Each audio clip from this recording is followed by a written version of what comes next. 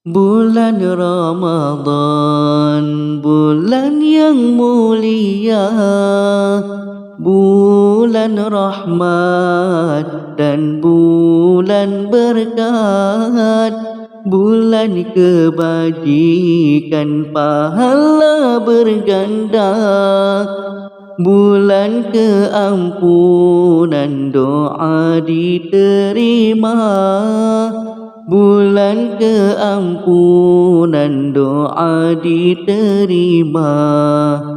Bulan Ramadan Quran diturunkan untuk panduan hidup manusia. Di dalamnya ada Lailatul Qadar, kebaikan dibuat lebih dari 1000 bulan.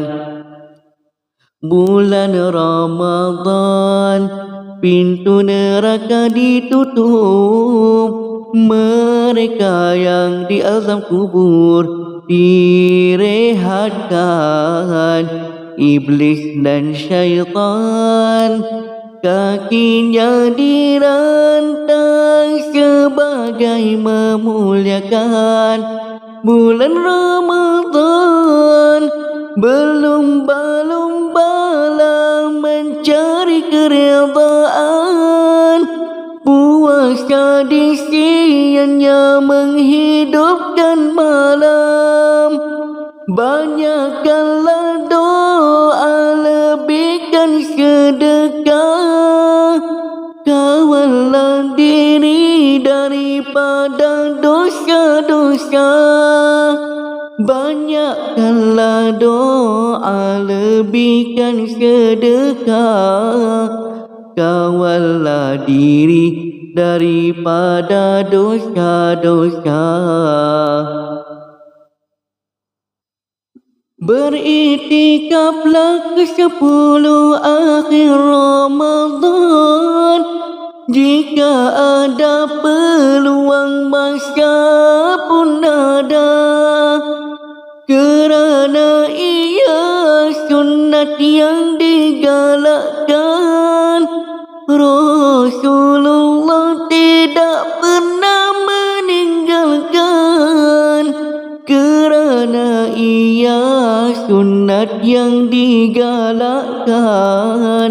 Rasulullah tidak pernah meninggalkan.